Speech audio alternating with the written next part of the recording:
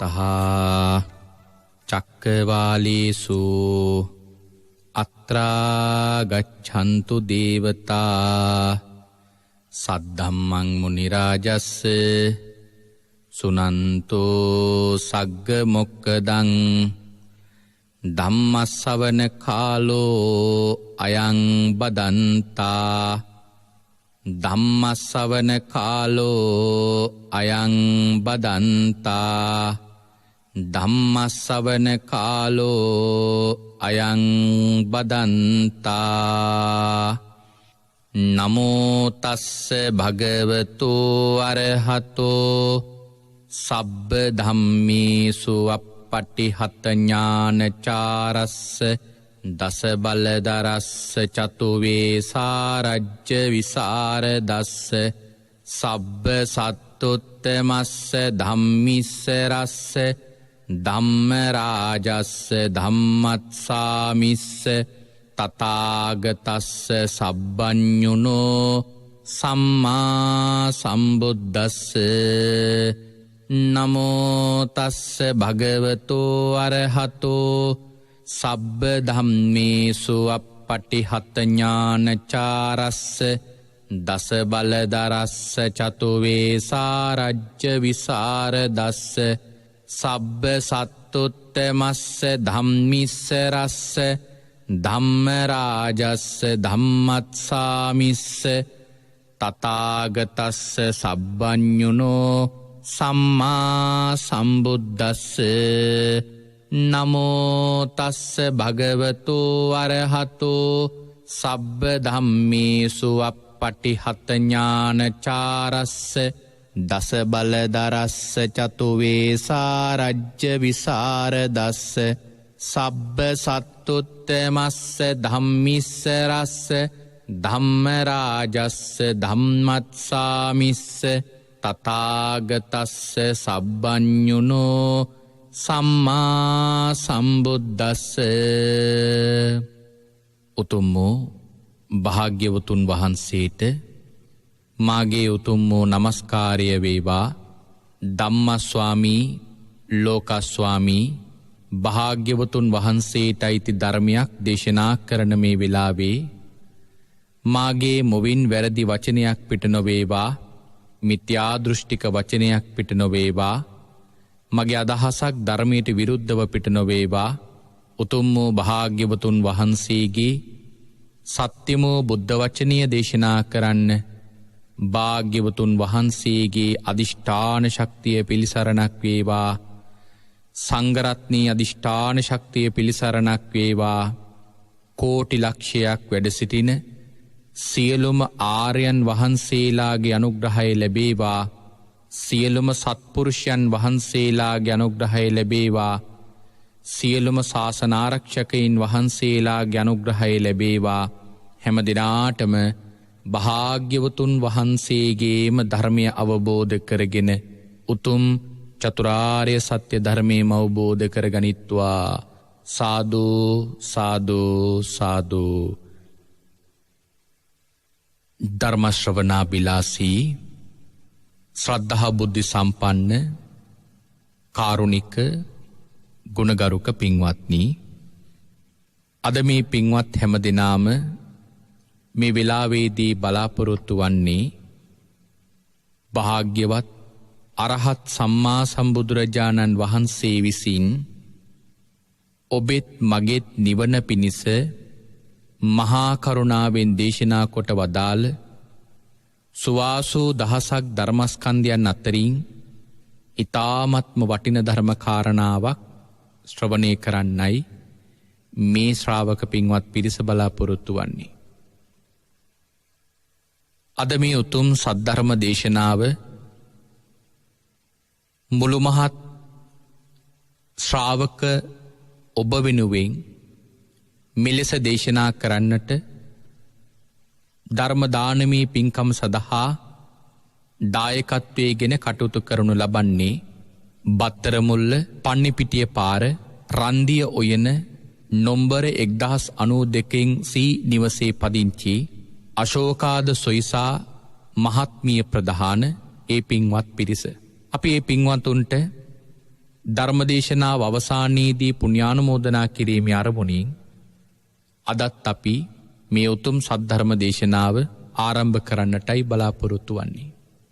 අපි පසුගිය සති කිහිපයක් පුරාවටම මේ පින්වතුන්ට මතක ඇති අපේ භාග්‍යවතුන් වහන්සේගේ සම්බුද්ධ ශාසනයෙහි පළවෙනි ශ්‍රාවකයන් වහන්සේ ගුණය අතින් ඉහළින්ම වැඩ ඉන්න ඒ උතුම් ශ්‍රාවකයන් වහන්සේ මහා ප්‍රඥාවන්තයින් අතරින් අගතැන්පත් සාරිපුත්ත මහරහතන් වහන්සේ පිළිබඳ උන්වහන්සේගේ ගුණයන් එකතු කරමින් ධර්මදේශනාවක් පැවැත්තුවා. සාරිපුත්ත මහරහතන් වහන්සේ පිළිබඳ අපි කතා කළේ ඉතාම කෙටියේ. ධර්මයේ තියෙන ප්‍රමාණය ගත්තොතින් අති විශාල ධර්මකාරණාවල් ප්‍රමාණයක් උන්වහන්සේ පිළිබඳවම කතා කරන්න පුළුවන්. නමුත් පින්වත් ඔබට යම් අවබෝධයක් ඇතිවෙන ආකාරයට අපි සාරිපුත්ත මහරහතන් වහන්සේ පිළිබඳ කෙටියෙන් සාකච්ඡා කළේ. ඇයි අපි මේ භාග්‍යවතුන් වහන්සේගේ ශාසනයෙහි වැඩඉන්න මේ ශ්‍රාවක සංඝරත්නය පිළිබඳව කතා කරන්නේ.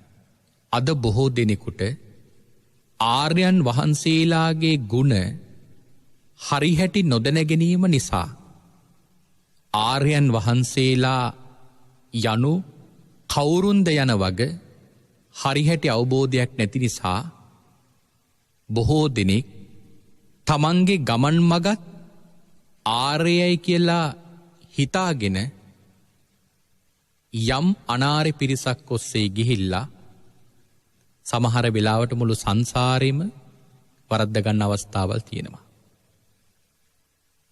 එකට ප්‍රධානතම හේතුව තමයි මේ ආර්යයන් වහන්සේලාගේ ගුණ නොදැන ගැනීම. මොකද ආර්යයන් වහන්සේලා යනු සැබෑම සත්පුරුෂ ගුණධර්ම වලින් පරිපූර්ණ උත්තමයන් වහන්සේ නම. පින්වත්නි, අපිට වඩා උසස් ගුණධර්ම තියෙන කෙනෙක් පිළිබඳව දැනගන්න නම් අපට හොඳ ප්‍රඥාවක් තියෙන්න ඕන. මොකද සැබෑ ගුණධර්ම තියෙන සත්පුරුෂයෝ කවදාවත් තමන්ගේ ළඟ තිබෙන පින්වත්නි ගුණයක් ඉස්මතු කරන්නවත් කැමැත්තක් දක්වන්නේ නෑ. ඒක තමයි ගුණවන්තයාගේ ලක්ෂණය. අල්පේච්ඡතාවය පැහැදිලි කරනකොට භාග්‍යවතුන් වහන්සේ ඒ කාරණාව මනාවට දේශනා කරලා තියෙනවා. ප්‍රත්‍ය අල්පේච්ඡතාවය, පරියප්ති අල්පේච්ඡතාවය, අධිගම අල්පේච්ඡතාවය, මේ වගේ තැන්වලදී මේ අල්පේච්ඡ භාවයේ පිළිබඳ උන්වහන්සේ පැහැදිලි කරලා තියෙනවා. සත්පුරුෂ ලක්ෂණ තියෙන සැබෑ සත්පුරුෂයෙකුගේ තිබෙන ගුණ එතන විස්තර කරනවා. සමහර කෙනෙක් මහිච්ඡතාවයෙන් පාපිච්ඡතාවයෙන් යුක්තයි. ඔවුන්ව හඳුන්වනවා අසත්පුරුෂයෝ කියලා. මහිච්ඡතාවය කියන්නේ භාග්‍යවතුන් වහන්සේ විස්තර කරනවා සමහර කෙනෙක් දන් දෙනවා, සිල් රකිනවා, ඔහු තුල වංචනික ක්ලේශයක් තියෙනවා. මේ ලෝකේ මම දානපතියෙක් බව දැනගනිත්වා, මම සිල් රකිනවා, මම මෙවැනි සිල් රකිනවා කියලා මේ ලෝකේ හැම කෙනෙක්ම දැනගනිත්වා කියලා මේ පුද්ගලයා තුළ යම් වංචනික ක්‍රියාවක් තියෙනවා. පාපිච්ඡතාවයෙන් යුක්ත කෙනා ඔහු දන් දෙන්නෙත් නෑ, සිල් රකින්නෙත් නෑ. හැබැයි ඔහුට තියෙනවා මම දානපතියෙක් බව මිනිසු දැනගත්තොත් හොඳයි, මම සිල් රකින කෙනෙක් බව මිනිසු දැනගත්තොත් හොඳයි. ඒ ලක්ෂණ තියෙන අසත්පුරුෂයන්ට. සත්පුරුෂ ගුණධර්ම නැති, ආර්ය ගුණධර්ම නැති අනාර්ය අසත්පුරුෂයන්ට තමයි එවැනි ලක්ෂණ තියෙන්නේ. පින්වත්නි, මම මේ කාරණාවක් කෙටියෙන් ඔබට මතක් කළේ මේ සැබෑ ආර්යයන් වහන්සේලා පිළිබඳ, සැබෑ සත්පුරුෂයන් වහන්සේලා පිළිබඳ පින්වත්නි ගුණය දැනගන්න නම් අපට මනා ප්‍රඥාවක් තියෙන්නට ඕන. මොකද ඒ ප්‍රඥාව අපිට හරිහැටි නොතිබුණොත් පින්වත්නි අපි සත්පුරුෂයෝ කියලා අසත්පුරුෂයන් ඇසුරු කරලා මුළු සංසාරෙම වරද්ද ගන්න පුළුවන්. එහෙම වරද්ද ගත්තොත් පින්වතුනි අපිව බේරගන්න බුදුරජාණන් වහන්සේ නමක් පහළ වුණත් පුළුවන් කමක් ලැබෙන එකක් නෑ. එහෙනම් මේ සැබෑ ආර්යයන් වහන්සේලාගේ ගුණ දැන ගැනීම නිවන් දකින උත්සාහ කරන වීරිය වඩන ශ්‍රාවකයන් වෙච්ච ඔබ අප හැම දෙනාටම වටින කාරණාවක්. නැත්තම් කෙනෙක් බලයි කතාවක් ඉගෙනගෙන අපට නිවනට ඒකෙන් තියෙන ප්‍රයෝජනය මොකක්ද කියලා. දැන් රහතන් වහන්සේ නමක් සෝවාන් වහන්සේ නමක්වත් පින්වත්නි කවදාවත් තමන් ලබපු අධිගමය පිළිබඳ ප්‍රකට කරන්නේ නෑ. මහා සමය සූත්‍රයේ අට කතාවේ විස්තර කරනවා රහතන් වහන්සේලා ළඟ තිබෙනවා සිතුවිලි දෙකක්. එකක් මම මේ ලබපු ඵලය මේ ලෝකේ සියලු සත්‍යයන්ට ලැබේවා කියලා ප්‍රාර්ථනාවක් තියෙනවා. ඒ වගේම තවත් ප්‍රාර්ථනාවක් තියෙනවා මම ලබපු මේ ඵලය කිසිම කෙනෙක් දැන නොගනීවා කියලා. මේ ප්‍රාර්ථනාවල් දෙකම රහතන් වහන්සේ නමක් තුල තියෙන ප්‍රාර්ථනාවල් දෙක. ඒ රහතන් වහන්සේ කවදාවත් අධිගමයක් ලබපු සෝවාන් සකදාගාමි අනාගාමි අරහත් කියන මේ ආර්යයන් වහන්සේලා කවදාවත් පින්වත්නි තමන්ගේ ගුණය ප්‍රකට කරන්නේ නෑ. දවසක් එක ගෝල හාමුදුරුව නමකුයි ගුරු හාමුදුරුව නමකුයි පිණ්ඩපාතේ වඩිනවා. ගුරු හාමුදුරුව රහතන් වහන්සේ නම. පසුපසින් යන ගෝල හාමුදුරුව ගුරු හාමුදුරුවන්ගෙන් අහනවා ස්වාමීනි රහතන් වහන්සේ නමක් අඳුරගන්නේ කොහොමද? එතකොට ලොකු හාමුදුරුව කියනවා ආයුෂ්මතුනි ඒක ඊටාම දුෂ්කර කාර්යයක්. කොච්චර දුෂ්කරද කියලා කියනවනම් ආයුෂ්මතුනි රහතන් වහන්සේ නමක් එක්ක පිණ්ඩපාතේ වැඩියත් රහතන් වහන්සේ කවුද කියලා හොයාගන්න බෑ. ඒතර බලන්න උන්වහන්සේ තමන් රහත්යයි කියලා ඇඟෙව්වේ නෑ. නැත්තම් තිබුණනේ පොඩි හාමුදුරනේ මම දිහා බලලා වටහා ගන්න කියලා. එහෙම සිතුවිල්ලක්වත් රහතන් වහන්සේ ළඟ නෑ. හැම මොහොතකම රහතන් වහන්සේ තමන් ලැබපු අධිගමයේ පිළිබඳ සඟවනවා. රහතන් වහන්සේ නමක් පිරිනිවන් පාන දවසට විතරයි තමන්ගේ මාර්ගඵලයක් තවත් කෙනෙකුට ප්‍රකට කරනවා නම් ප්‍රකට කරන්නේ. එහෙමනම් පින්වත්නි මෙන්න මේ කාරණාව අපිට දැනගන්න නම් ආර්යයන් වහන්සේලා කවුද කියලා අපි දැනගන්නට ඕන. ඒ නිසා අපි අදත් තෝරගත්තා මේ භාග්‍යවතුන් වහන්සේගේ සම්බුද්ධ ශාසනය තුල හැමදාම ධර්ම ශ්‍රවණය කරන ශ්‍රාවක ඔබ අපි හැමදෙනාම දොහොත් මුදුන් දී නිරන්තරයෙන්ම වන්දනා කරන සුදුසු විශේෂ ආර්යයන් වහන්සේ නමක් පිළිබඳ තවත් ගුණ කිහිපයක් සාකච්ඡා කරන්න. ඒ තමයි මේ භාග්‍යවතුන් වහන්සේගේ සම්බුද්ධ ශාසනයේ වැඩිම අග්‍රස්ථානයන් වලට හිමිකම් කියෝ. අග්‍රස්ථාන පහක්ම ලැබූ ධර්ම භාණ්ඩාගාරික ආනන්ද මහරහතන් වහන්සේ පිළිබඳව කියවෙන උන්වහන්සේගේ ගුණ ඉස්මතු වෙන දේශනාවක් අපි මේ සතියේ ඉඳලා සති කිහිපයක් සාකච්ඡා කරන්න බලාපොරොත්තු වෙනවා. උන්වහන්සේ පින්වතුනි අග්‍රස්ථාන පහක් ලැබුවා. ඒ කාරණාව අංගුත්තර නිකායේ පළමුවෙනි පොතේ සඳහන් වෙලා තියෙනවා.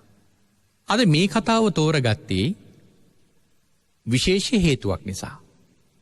ඔබ දන්නවා තව නොබෝ කලකින් මේ භාග්‍යවතුන් වහන්සේගේ ශාසනයේ සිදුවෙන විශේෂ ශාසනික කටයුත්තක් ආරම්භ වෙනවා. ඒ තමයි වස් කාලය. ඉන් අනතුරුව එළෙබෙන්නේ කටින කාලය. අපේ බොහෝ දෙනෙක් තුළ අවබෝධය අඩු. බොහෝ දෙනෙක් කැමති, බොහෝ දෙනෙක් නිරතුරුවම කරලා තියෙන, නමුත් අවබෝධය අඩු මේ වස්කාලය කටින කාලය පිළිබඳව මේ ආනන්ද හාමුදුරුවන්ගේ කතාව තුළින් අපට කතා කරන්න පුළුවන්. මොකද පින්වත්නි, වස්කාලයයි කටන පින්කමයි කියලා ගත්තොත් බොහෝ දිනෙක් වැඩිපුර කැමැත්තක් දක්වන්නේ කටින මාසයට. නමුත් කටින මාසය ඒ තරම් බලවත් නේ. බලවත් මේ ශාසනයේ වස්කාලය. හැබැයි බොහෝ දෙනෙක් මේ වස්කාලයට ඒ තරම් නැඹුරු බවක් නෑ. බොහෝ දෙනෙක් හිතන්නේ වස්කාලය කියන්නේ හාමුදුරුවරුන්ට විතරක් වෙන්වෙච්ච කාලයක් කියලා. පින්වත්නි, වස්කාලය කියලා කියන්නේ සිව්වනක් පිරිසටම තමන්ගේ නිවන වෙනුවෙන් විශේෂ කාලයක් වෙන් කරගන්නට පුළුවන් කාලයක් තමයි වස්කාලය කියලා කියන්නේ. අපට ඒ පිළිබඳව වෙනම සාකච්ඡා කරන්න පුළුවන්. අපි ඉදිරියේ ඒ කාරණාවල් වෙනම සාකච්ඡා කරමු. නමුත් මම මේ අද දේශනාව තුළින් බලාපොරොත්තු වෙන්නේ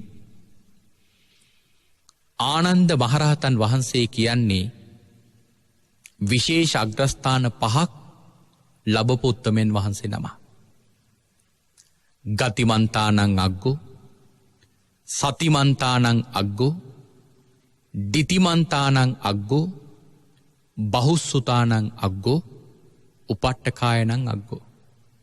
අපි අහලා තියෙන්නේ ආනන්ද හාමුදුරුවෝ අග්‍ර උපස්ථායකයන් වහන්සේ කියලා.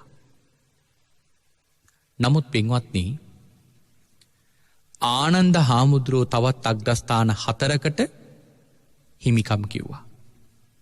ඒ තමයි සිහිය තියෙන අය අතරින් අග්‍රස්ථානය ලැබුවේ ආනන්ද හාමුදුරුවෝ.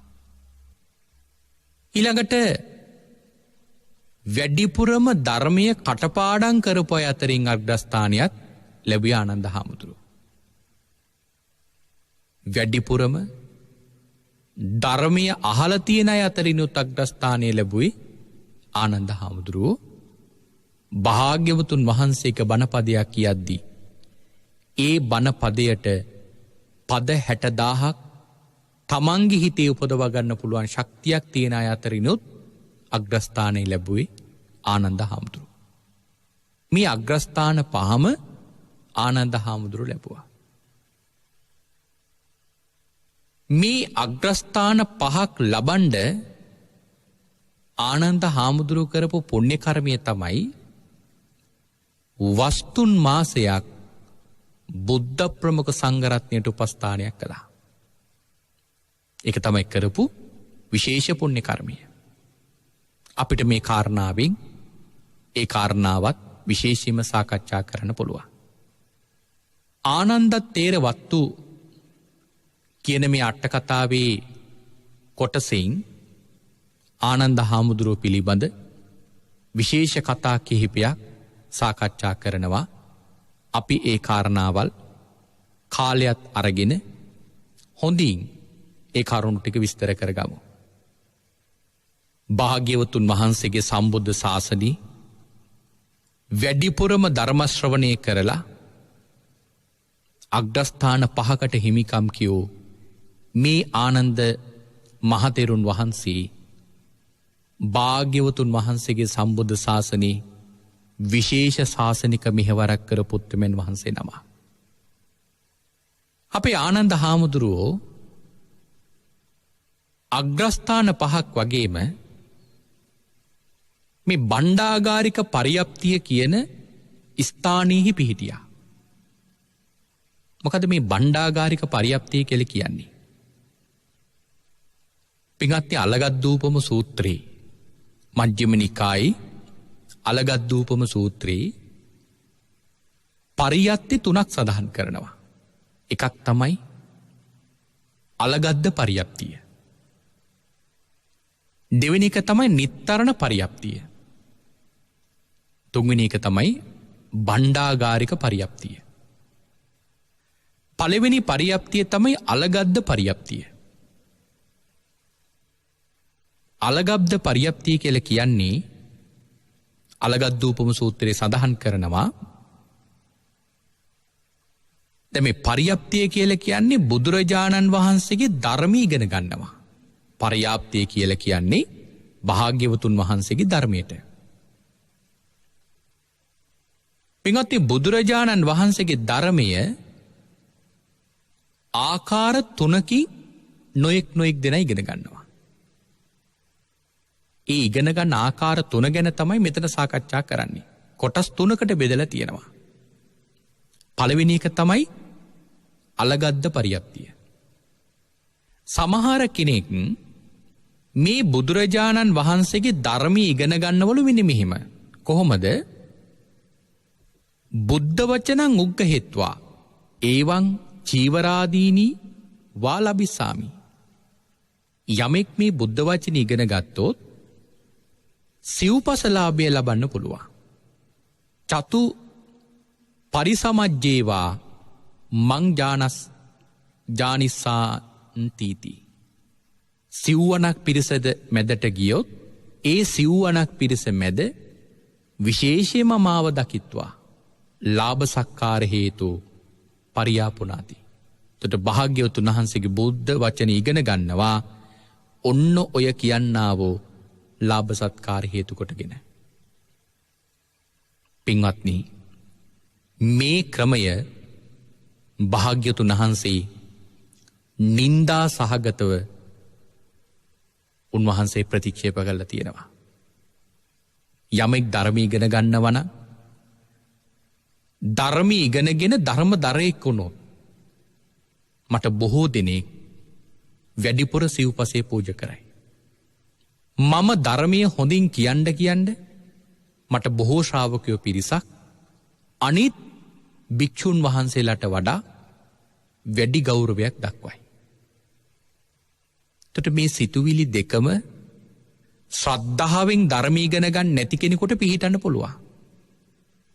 භාග්‍යවතුන් වහන්සේ දේශනා කරනවා යමෙක් ඔය අර්ථයෙන් ධර්මය ඉගෙන ගන්නව නම් අපරියාපෝනිත්වා ඒ ධර්මය ඉගෙන ගන්න එකට වඩා ලාබයිලෝ නිද්දෝ කමනං වරතරං නිදාගන්න එක. ඇයි පින්වත්නි ඒ සිතුවිල්ලෙන් ධර්මය ඉගෙන ගන්න එකට වඩා නිදාගන්න එක වටිනව කියලා භාග්‍යවතුන් වහන්සේ දේශනා කළා තියෙන්නේ. පින්වත්නි නින්ද කියලා කියන්නේ අපේ ශාසනය හඳුන්වන්නේ වඳ භාවයක් කියලා. නිදා ගැනීම බුදුරජාණන් වහන්සේලා ඒ තරම් වර්ණනා කරන්නේ නෑ. හැබැයි මේ පහත් ක්‍රියාවක් කරන එක ලාභයි ලාභ සත්කාර ලැබීමේ චේතනාවෙන් ධර්මය ඉගෙන ගන්න එකට වඩා කියලා භාග්‍යවතුන් වහන්සේ කියන්නේ ඇයි? එහෙම ධර්මය ඉගෙන ගන්න කෙනා මරණින් මතුව යන්නේ අවීචි මහා නිරේ වැනි නිරියන් වලට. ලාභ සත්කාර ලබා ගැනීමේ චේතනාවේ ධර්මය ඉගෙන ගන්න කෙනා මරණින් මතුව යන්නේ අවීචියට. හැබැයි පින්වතුනි නිදාගන්න කෙනා වැඩිපුර නින්දට කැමැත්තක් දක්වන කෙනෙක් ධර්මය විස්තර කරන්නේ මරණින් මතුව සර්පයෝ වැනි සතුන් වෙලා උපදින්න පුළුවන් කියලා. මොකද ඒ තරම් ප්‍රමාදී කාරණාවක් නින්ද කියලා කියන්නේ. ඒතර භාග්‍යවතුන් වහන්සේ මෙතන විස්තර කළේ ඒකයි දරුණු නිරයන් වල උපදිනවට වඩා ලාභයි තිරිසනෙක් වෙලා ඉන්න එක. ඒකයි භාග්‍යවතුන් වහන්සේ ලාභ සත්කාර ලබන චේතනාවෙන් ධර්මය ඉගෙන ගන්න එකට වඩා නිදා ගැනීම වටිනවා කියලා වර්ණනා කළේ.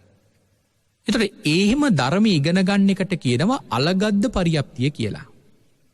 ඊළඟට දෙවෙනි පරියප්තිය තමයි යමෙක් ධර්මය ඉගෙන ගන්නවා මෙන්න මෙහෙම. සිල් රකින කෙනෙක් ධර්මය ඉගෙන ගන්නවා මම කොහොමද නිවැරදිව සීලය පරිපූර්ණය කරන්නේ. මම කොහොමද නිවැරදිව සමාධිය පරිපූර්ණය කරන්න කියලා සමාධිය වඩන ආකාරයේ පිළිබඳව දැනගන්න ධර්මය ඉගෙන ගන්නවා. මම කොහොමද නිවැරදිව විදර්ශනාව වඩන්න කියලා විදර්ශනාව වඩන විදිය දැනගන්න ධර්ම ඉගෙන ගන්නවා. ඒ කියන්නේ තමාගේ මාර්ගය දියුණු කර ගැනීමට ධර්ම ඉගෙන ගන්නවා. භාග්‍යවතුන් වහන්සේ දේශනා කරනවා ඒ අරමුණින් ධර්ම ඉගෙන ගන්නව නම් ඒක නිස්සරණ පරියප්තිය, නිත්තරණ පරියප්තිය. මොකද එතරවීම පිණිසමයි ඒ කෙනා ධර්ම ඉගෙන ගන්නේ. භාග්‍යවතුන් වහන්සේ ඒ කාරණාව විශේෂයෙන්ම වර්ණනා කරලා තියෙනවා. තමාගේ දියුණුව පිණිස ධර්ම ඉගෙන ගන්නවා. ඊළඟට තුන්වෙනි පරියප්තිය තමයි භණ්ඩාගාරික පරියප්තිය. මේ ක්‍රමයට ධර්ම ඉගෙන ගන්නව නම් රහතන් වහන්සේලාම තමයි ධර්ම ඉගෙන ගන්නේ. භණ්ඩාගාරික පරියප්ති ක්‍රමයට. ආනන්ද හාමුදුරුවොත් ධර්ම ඉගෙන ගත්තේ මෙන්න මේ ක්‍රමයට. පළවෙනි එක තමයි අලගද්ද පරියප්තිය, ලාභ සත්කාර ලබන චේතනාවෙන් ධර්ම ඉගෙන ගන්නවා. දෙවෙනි එක තමයි නිත්තරණ පරියප්තිය, තමාගේ මාර්ගය දියුණු කර ගැනීම පිණිස ධර්ම ඉගෙන ගන්නවා. හැබැයි භණ්ඩාගාරික පරියප්තිය කියලා කියන්නේ විශේෂයෙන් ධර්ම ඉගෙන ගැනීම. මේ භණ්ඩාගාරික පරියප්ති ක්‍රමයට මම සඳහන් කළා ධර්ම ඉගෙන ගන්නේ රහතන් වහන්සේලා. මොකටද රහතන් වහන්සේලා ධර්ම ඉගෙන ගන්නේ? දැන් අපේ මිහිඳු මහරහතන් වහන්සේ ඔබ දන්නවා පැවිදි කරන දවසේ හිස බහනකොටම සිව්පිලි සෙඹියාවට පත් මහරහතන් වහන්සේ නමක් බවට පත් වුණා. පින්වත්නි, එතන විස්තර කරදී සඳහන් කරනවා මිහිඳු මහරහතන් වහන්සේ රහත් බව ලබලා මොග්ගලී පුත්තතිස්ස මහරහතන් වහන්සේගේ ළඟ අවුරුදු 3ක් මේ ත්‍රිපිටක කතාව ඉගෙන ගත්ත කියලා. එතකොට ඒ මිහිඳු මහරහතන් වහන්සේ එහෙම ධර්මයේ ඉගෙන ගැනීම තමයි හඳුන්වන්නේ භණ්ඩාගාරික පරියප්තිය කියලා. රහත් බව ලබලා ධර්ම ඉගෙන ගැනීම. මේක පින්වත්නි අති විශේෂ කාරණයක්. අද බොහෝ දෙනෙකුට සිතුවිල්ලක් තියෙනවා මේ රහත් බව ලැබුවෙන් පස්සේදී Tamanට මේ සියලුම ධර්මය අවබෝධ වෙනවා කියලා. ඒක පින්වත්නි වැරදි. මේ සියලුම ධර්මය අවබෝධ වෙන එකම උත්තමයන් වහන්සේ තමයි භාග්‍යවතුන් වහන්සේ. තනිවම හිතලා මගඵල ලබන්න පුළුවන් උත්තමය දෙන්නේ කොටයි. බුදුරජාණන් වහන්සේටයි පසේ බුදුරජාණන් වහන්සේට විතරයි. හැබැයි අතරිනොත් සියලුම ධර්මය මේ සර්වඥ කියන මේ උත්තම ස්ථානයට පත්වෙන්නේ සම්මා සම්බුදුරජාණන් වහන්සේ නමක් විතරයි. වෙන කිසිම කෙනෙකුට ඒ තැනට එන්න බෑ. රහතන් වහන්සේ නමකට පින්වතුනි කොහොමවත් බෑ. රහතන් වහන්සේ නමක් ධර්ම ඉගෙන ගැනීම අනිවාර්යම කළ යුතුයි. මොකද Tamanට හිතලා යමක් කියාගන්න බැරි නිසා. මොකද රහතන් වහන්සේ නමකගේ පහළ වෙන ඥානය සීමා සහිතයි. ඒකට හොඳ කතාවක් තමයි දවසක් එක රහතන් වහන්සේලා දෙනම පිණ්ඩපාතේ වඩිනකොට රහතන් වහන්සේලා දෙනමට එක්තරා උපාසිකාවක් දානයක් පූජා කරනවා. එක රහතන් වහන්සේ නමක් ඒ උපාසිකාවට පින් දෙනවා. උපාසිකාවනේ ඔබට මේ පූජා කරපු දාණයෙන් ජීවිත 100ක් යනකම් ආනිසංස ලැබෙනවා. එහෙම පින් දුන්නා දෙනම වඩිනකොට අර පින් අනුමෝදන් නොකළපු රහතන් වහන්සේ පින් අනුමෝදන් කරපු රහතන් වහන්සේට කියනවා ඇයි ඔබ වහන්සේ ඇයට ජීවිත 100කට ආනිසංස ලැබෙනවා කියලා පින් දුන්නේ? මට පේනවා ඇයට ජීවිත 1000ක් දක්වා ආනිසංස ලැබෙනවා. දැන් රහතන් වහන්සේලා කවදාවත් බොරු කියන්නේ නෑනේ. ඒ නිසා මේ කාරණාව දෙනමම ගිහිල්ලා හව ගුරු හාමුදුරුවන්ගේ. ගුරු හාමුදුරුවෝ කියනවා ගුරු හාමුදුරුවොත් රහතන් වහන්සේ නමක් ගුරු හාමුදුරුවෝ කියනවා ඒ උපාසිකාවට ඔබ දෙපළට පූජා කරපු දාන ආනිසංස ජීවිත ලක්ෂයක් වෙනකන් ලැබෙනවා කියලා. එතකොට රහතන් වහන්සේලා පින්වත්නි කවදාවත් බොරු කියන්නේ නැහැ. හැබැයි ප්‍රශ්නේ පිළිබඳ ගැටලුවක් තියෙනවා. මොකද තුන් දෙනාම දෙනේ පිළිතුරු තුනක් නිසා. තුනක් වෙන්න බෑනේ එකක් නෙවෙන්න ඕන. ඒ නිසා මේ පිරිස ගිහිල්ලා ධර්මීය කටපාඩම් ධර්මීය දන්න ත්‍රිපිටක දර තෙරුන් වහන්සේ නමකගේ මේ ප්‍රශ්නේ අහනවා. උන්වහන්සේත් රහතන් වහන්සේ නමක් උන්වහන්සේගේ මේ කාරණාව ඇහුවම උන්වහන්සේ කියනවා තුන් දෙනාම වැරදි. තුන් දෙනාම දඬුවම් කරගන්න කියනවා. ඇයි? භාග්‍යතුන් වහන්සේ පින්වතුනි දක්ඛිනා විභංග සූත්‍රයේදී සාකච්ඡා කරනවා මේ ලෝකේ තිරිසන්ගත සතෙකුට යමෙක් දානයක් දුන්නොත් ජීවිත 100ක් ලැබෙනවා. ඔහොම විස්තර කරගෙන ගිහිල්ලා එක තැනකදී කියනවා සෝවාන් මාර්ගස්ත කෙනෙකුට දෙන දානි ආනිසංස ජීවිත අසංඛ්‍යයි. එතකොට සෝවාන් මාර්ගස්ත කෙනෙකුට දෙන දානේ ආනිසංස ජීවිත අසංඛ්‍යයක් ලැබෙනවා නම් සෝවාන් පලස්තයන් වහන්සේ නමකට දෙන දානය ඊට වඩා වැඩි. සකදාගාමීන් වහන්සේ නමකට දෙන දානය ඊටත් වඩා වැඩි. එතකොට රහතන් වහන්සේ නමකට දෙන දානය එහෙනම් ඊටත් වඩා කොහොමත් වැඩි. එතකොට අර උපාසිකාව පූජා කර රහතන් වහන්සේලා දෙනමකට දාන.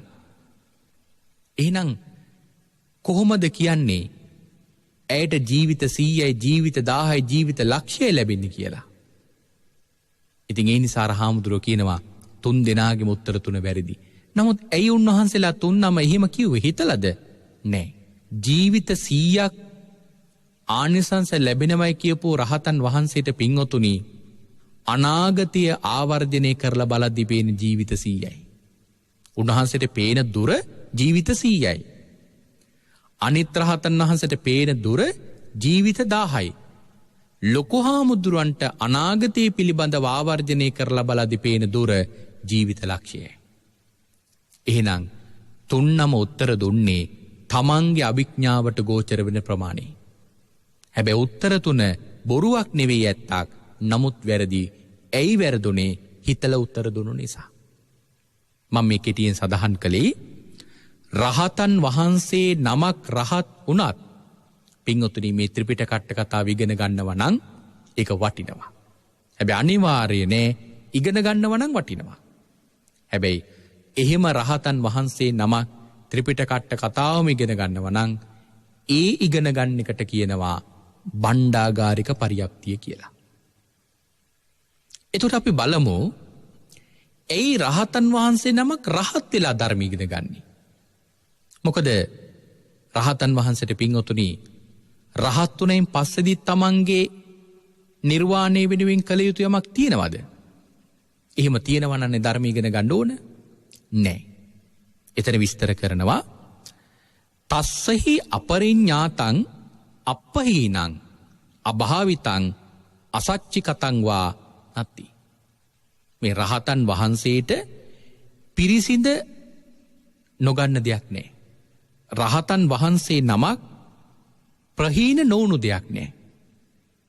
රහතන් වහන්සේ නමකට වඩන්න ඉතුරු වෙලා කියලා දෙයක් නෑ. රහතන් වහන්සේ නමකට සාක්ෂාත් නොකරපු දෙයක් නෑ. රහතන් වහන්සේට නිවන් දැකීම පිණිස තවත් කළ යුතු කාර්යයක් නෑ. හැබැයි රහතන් වහන්සේ නමක් රහත් වුණා කියලා සියල්ල දන්නව කියලා එකක් නෑ. භාග්‍යවතුන් වහන්සේගේ ශාසනය තුල බුදුරජාණන් වහන්සේට විතරයි සියල්ලක්ම වැටහෙන්නේ. නමුත් පින්වතුනි රහතන් වහන්සේ නමක් පහීන කෙලෙස් ප්‍රහීන කරලා තියෙන්නේ. භාවිත මග්ගෝ සච්චිකත පලෝ මාර්ගය වඩලා ඵලය සාක්ෂාත් කරගෙන තියෙන්නේ. එහෙනම් මොකක් නිසාද රහතන් වහන්සේ නමක් ධර්මය ඉගෙන ගන්නේ? මොකද ඒකේ තියෙන අරමුණ?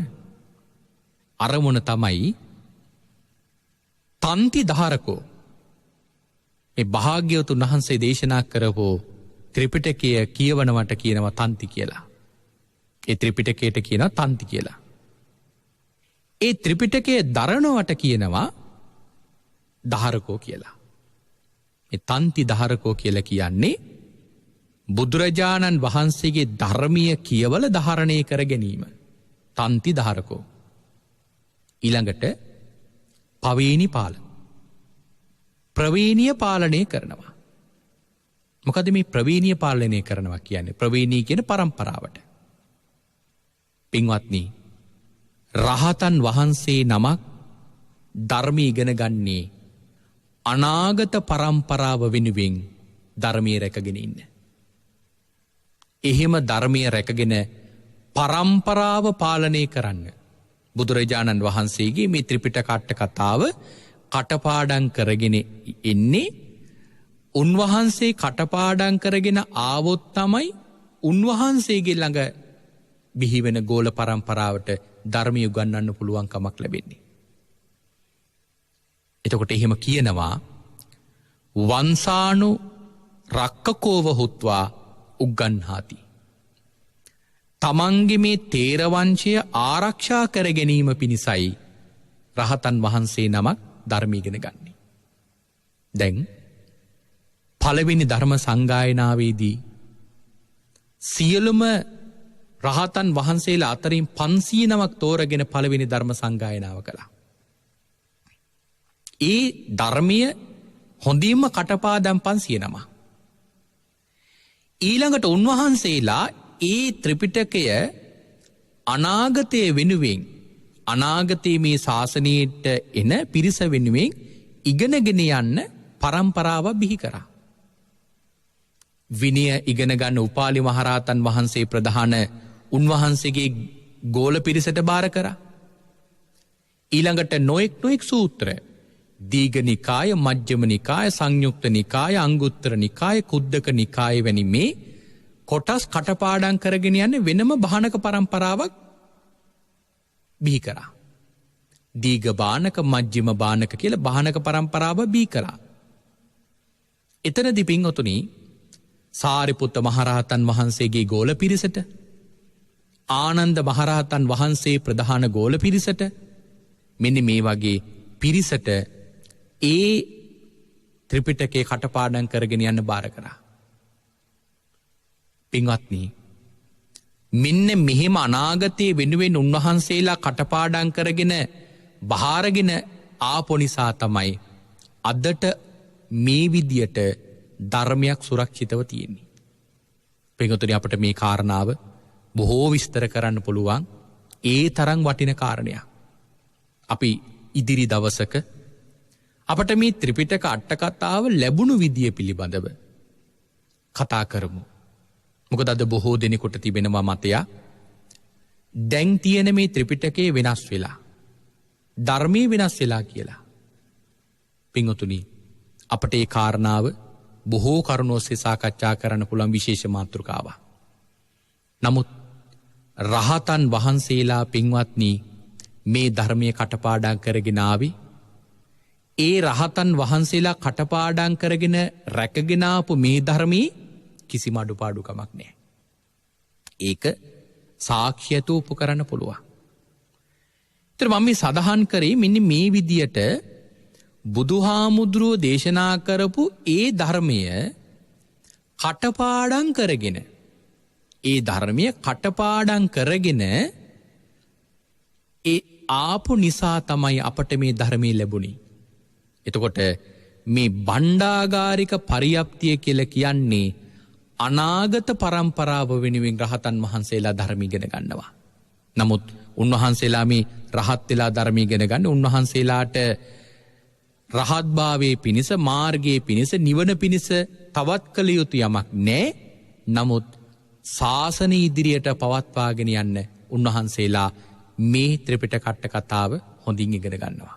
එතකොට එහෙම ත්‍රිපිටක අට කතාව ඉගෙන ගන්න එකට කියනවා බණ්ඩාගාරික පරියප්තිය කියලා. මේ කාරණාව පින්වත්නි විශේෂයෙන් සාකච්ඡා කළේ මෙතන ආනන්ද හාමුදුරුවෝ ධර්ම ඉගෙන ගත්තේ මෙන්න මේ බණ්ඩාගාරික පරියප්ති ක්‍රමයට. ඒ නිසා තමයි ආනන්ද හාමුදුරුවන්ට විශේෂ ස්ථානයක් මේ ශාසනයේ ලැබෙනවා. ඒ තමයි ධර්ම භාණ්ඩාගාරික කියලා.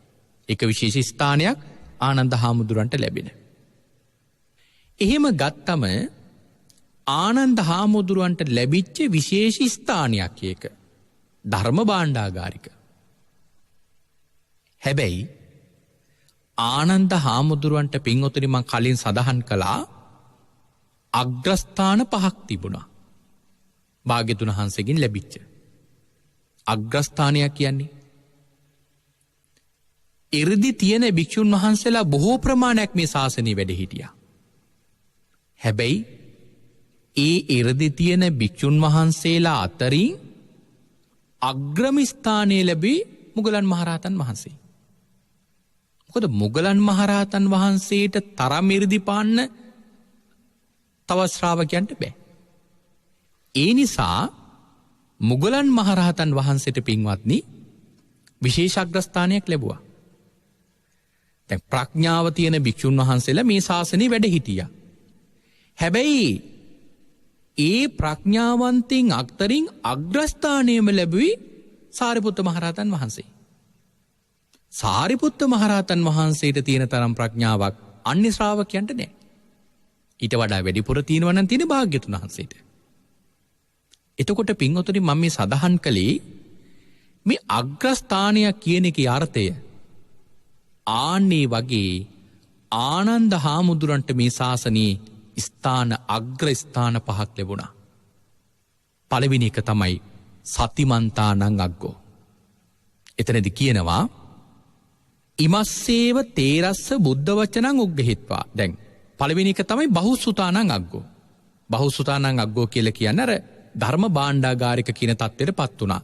බුදුරජාණන් වහන්සේගේ මේ ත්‍රිපිටක අට කතාව අර භාණ්ඩාගාරික ක්‍රමයට අනාගතයේ වෙනුවෙන් කටපාඩම් කරගෙන ආපු නිසා අන්න ඒ ක්‍රමයට ධර්ම ඉගෙන ගත් එකට කියනවා බහුසුතානං අග්ගෝ.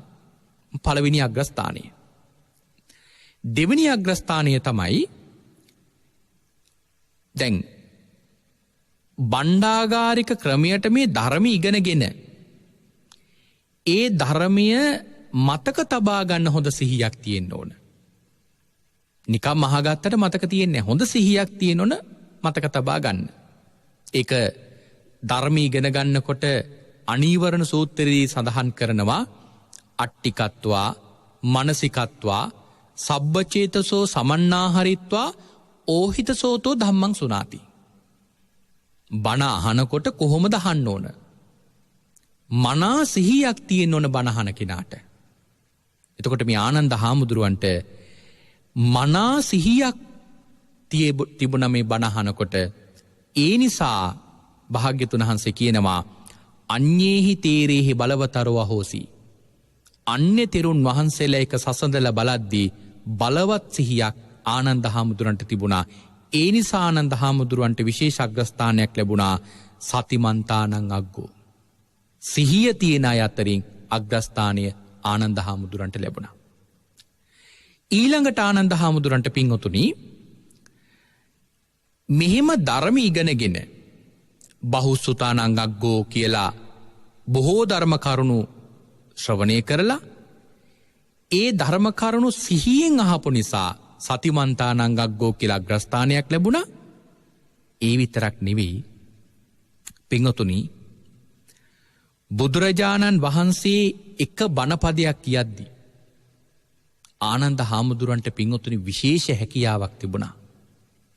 ඒ තමයි භාග්‍යවතුන් වහන්සේ එක බණපදයක් කියනකොට ඒක පදේ තත්වා සට්ටිපද සහස්සානි. බුදුහාමුදුර එක බණපදයක් කියනකොට ආනන්ද හාමුදුරුවන්ට තමන්ගේ හිතේ ඒ එක වචනයක් වෙනුවෙන් පද 60,000ක් උපදව ගන්න පුළුවන් ශක්තියක් තිබුණා. බුද්ධ කියන වචනේ බුදුහාමුදුරුවෝ කිව්වොත් ඒ බුද්ධ කියන වචනයට වචන 60000ක් ආනන්ද හාමුදුරන්ගේ හිතේ උපදිනවා එක වැටහෙන. නමුත් ආනන්ද හාමුදුරන්ට ඒ තරම් හැකියාවක් තිබුණා.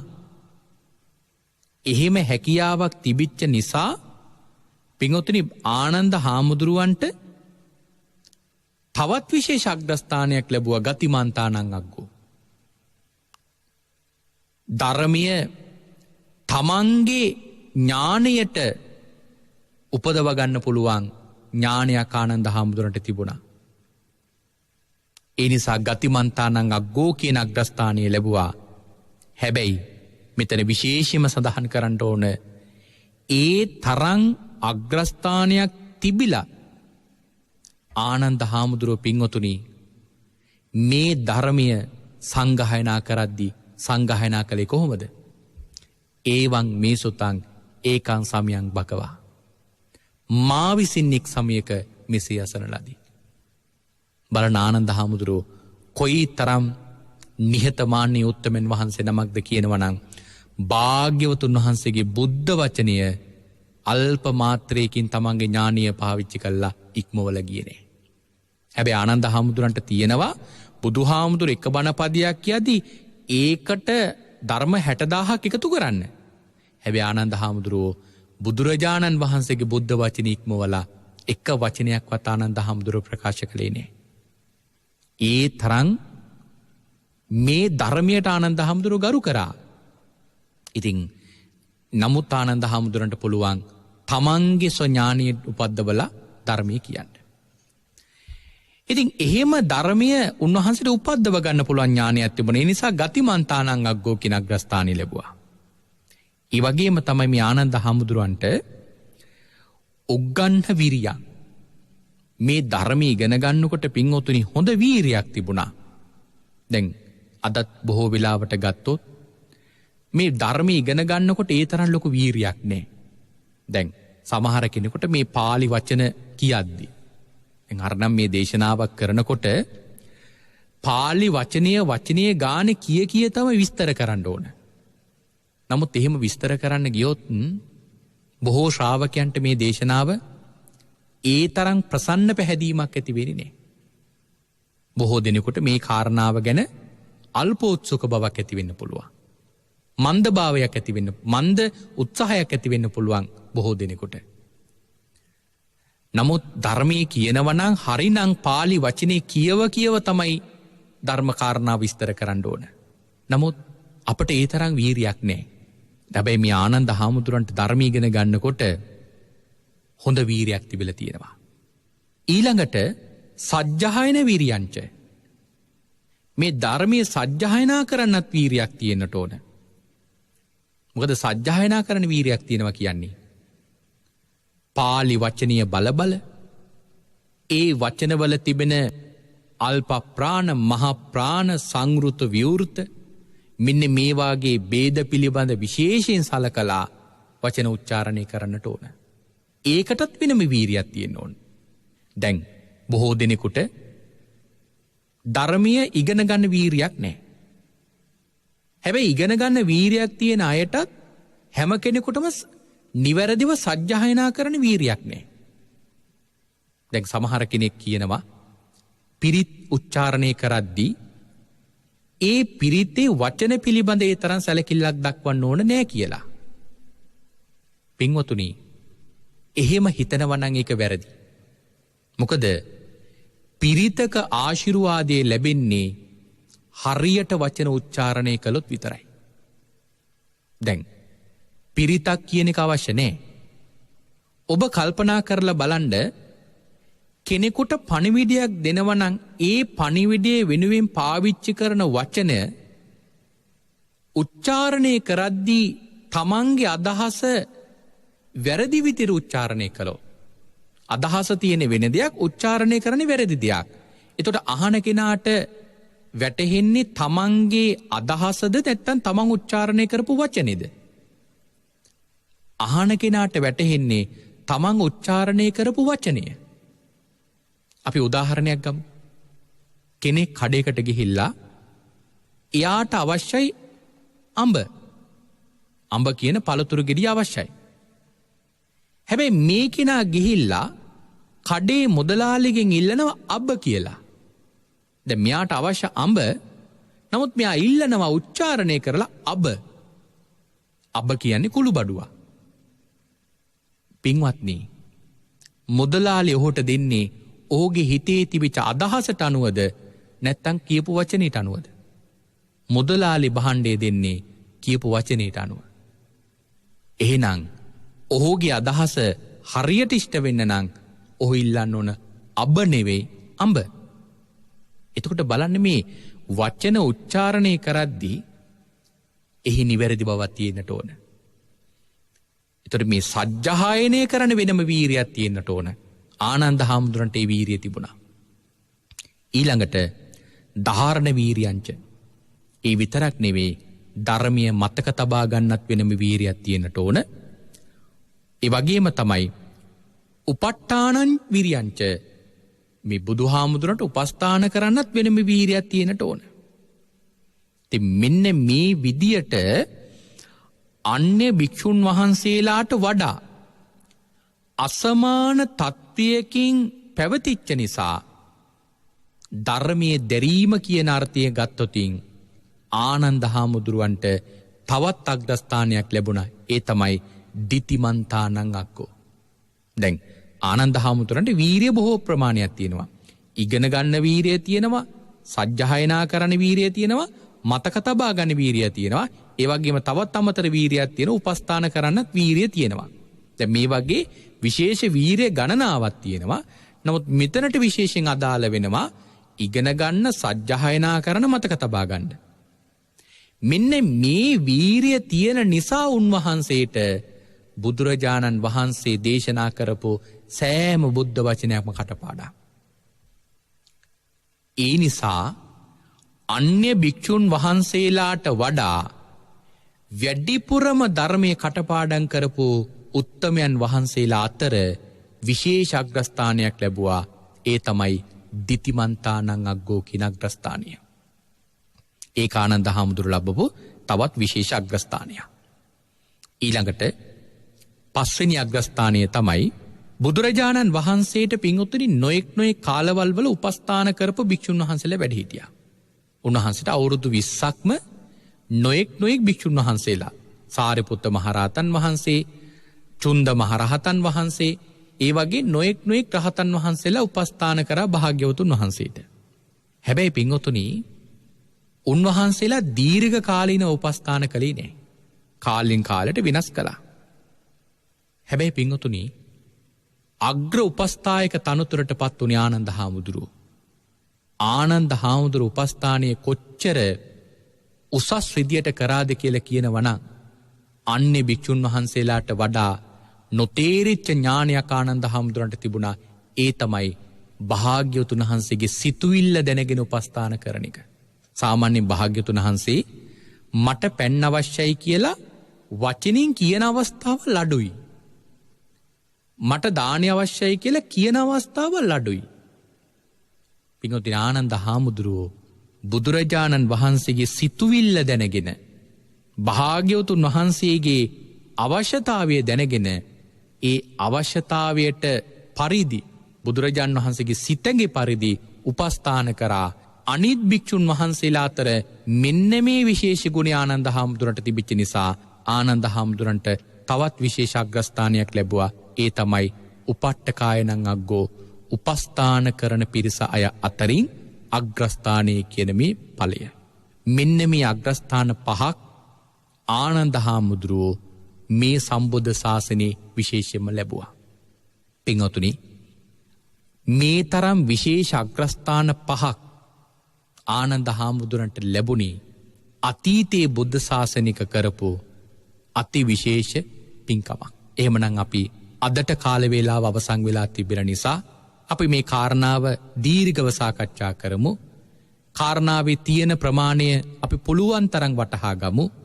ඒ නිසා අපි අදට කාල වේලාව අවසන් වෙලා තිබෙන නිසා මේ දේශනාව මෙතකින් නිමාවටපත් කරලා ලබන සතියේ දේශනාවේදී අපි බලමු ආනන්ද හාමුදුරුවෝ මේ තරම් උතුම් අග්‍රස්ථාන 5ක් ලබන්ඩ අනිත් භික්ෂුන් වහන්සේලාටත් වඩා අග්‍රස්ථාන 5ක් ලබන්ඩ ආනන්ද හාමුදුරුවෝ අතීතයේ මොනවගේ පින්කමක් කරාද කියලා.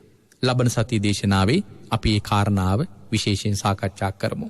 එහෙමනම් අදට කාල වේලාව අවසන් වෙලා තිබෙන නිසා අපි මේ දේශනාව නිමාවට පත් කරනවා. අද මෙවන් උතුම් සද්ධර්ම දේශනාවක් මුළු මහත් ලෝකයාටම අනුකම්පාවෙන් අවබෝධ කරවන්නට ඒ උතුම් ධර්ම දානමී පින්කමට දායකත්වයේ දරන්නට යෙදුනේ බත්තරමුල්ල පන්නිපිටිය පාර රන්දිය උයන නොම්බර 1092 සී නිවසේ පදිංචි අශෝකාද සොයිසා මහත්මිය ප්‍රධාන පින්වන්ත පිරිස. ඒ පින්වතුන් බලාපොරොත්තු වෙනවා PDM ශ්‍රියාලතා මෑණියන්ට පින් අනුමෝදන් කරන්න. මීට වසරකට පෙර මිය ගිය ඒ මෑණියන්ට පුණ්‍යානුමෝදනා කරමින් ඒ මෑණියන්ට උතුම් ධර්මාවබෝධය වේවායි ප්‍රාර්ථනා කරමින් මේ උතුම් සද්ධර්ම දේශනාවේ දායකත්වයේ දරමින් ඒ ලැබෙන පින් අනුමෝදන් කරමින් ප්‍රාර්ථනා කරනවා. එහෙමනම් මිය පරලෝකීය ශ්‍රියාලතා ආදරණීය මෑණියන්ට පින් අනුමෝදන් වේවා. එතුමියගේ පරලෝකීය ජීවිතය සුවපත් වේවා. එතුමිය ප්‍රාර්ථනීය බෝධියකින් උතුම් චතුරාර්ය සත්‍ය ධර්මය අවබෝධ වේවායි සාදු කියා අපි මේ වෙලාවේ පින් අනුමෝදන් කරමු. ඒ වගේම මේ උතුම් සද්ධර්ම දේශනාව ශ්‍රවණය කරපු ශ්‍රාවක ඔබටත් ඒ වගේම රැස් කරගත්තා වූ සියලු කුසල ධර්මයන්ගේ බලයෙන් දේශකයන්න් වහන්සේ වන අපටත් ධර්ම ශ්‍රවණය කරපු සියලුම ලංකාවාසී ලෝකවාසී හැම දිනාටමත් නිදුක් භාවයේ නිරෝගී භාවයේ ලැබේවා උතුම් ධර්මාවබෝධය ලැබේවායි ප්‍රාර්ථනා කරන ගමම්ම net නාලිකාවේ සියලු කාර්ය මණ්ඩලයටත් පුණ්‍යානුමෝදනා කරන්නට බලාපොරොත්තු වෙනවා. එහෙමනම් අද මේ උතුම් සද්ධර්ම දේශනාව මේ විදිහට දේශනා කරවලා මේ උතුම් දේශනාව ලක්ෂ සංඛ්‍යාත ශ්‍රාවක පිරිසක් net නාලිකාව ඔස්සේ ශ්‍රවණය කරනවා. ඒ හැම කෙනෙක්ම මේ දේශනාව අවසානයේ සාදු නද දීලා මේ මියගිය හැම දිනාටම පින් අනුමෝදන් කරනවා. එතකොට එක් අයෙක් දෙදෙනෙක් සාදුකාර දීලා පින් දෙනවට වඩා අති විශාල පිරිසක් එහෙම සාදුකාර දීලා පින් දෙන එක මං හිතන්නේ ධර්ම දානේ පින්කමට සම්බන්ධ වෙන හැම දිනාටම විශේෂ පිනක් බවට පත් වෙනවා. එහෙමනම් ඒ හැම දිනාගේම පින ඒ මියගිය මෑණියන් ප්‍රධාන සුජීවත්ව සිටින හැම දිනාටම අනුමෝදන් වේවා. ඒ වගේම රැස් කරගත්තා වූ සියලු පින් බලෙන් ශ්‍රියාලතා මහත්මියට නිදුක් නිරෝගී දීර්ඝායුෂයේ සැලසේවා කියලා අපි මේ වෙලාවේ පුණ්‍යානුමෝදනා කරනවා. අවසානයේ ඔබ අප හැම දිනාටමත් කෙටිම කාලයකින් පහසුම ආකාරයෙන් සුඛ සහගත ප්‍රතිපදාවෙන් සියලු දුකින් මිදෙම්වා මේ සියලු කෙලෙස් බරින් නිදහස් වෙම්වා අජර වූ අමර වූ නිවන ලැබ සැනසෙන්නට මේ කුසල් උතුම් පාරමිතාවක්ම වේවායි සාදු සාදු සාදු කියා ප්‍රාර්ථනා කරගමු. ආකාසට්ටහා ච බුම්මට්ටා දේවා නාග මහිද්దికා පුඤ්ඤන්තං අනුමෝදිත්වා චිරන් රැක්කන්තු සම්මා සම්බුද්ධ ශාසනං ආකාසට් චිරන් රැක්කන්තු සම්මා සම්බුද්ධ දේශනං චිරන් රැක්කන්තු සම්මා සම්බුද්ධ ශාවකං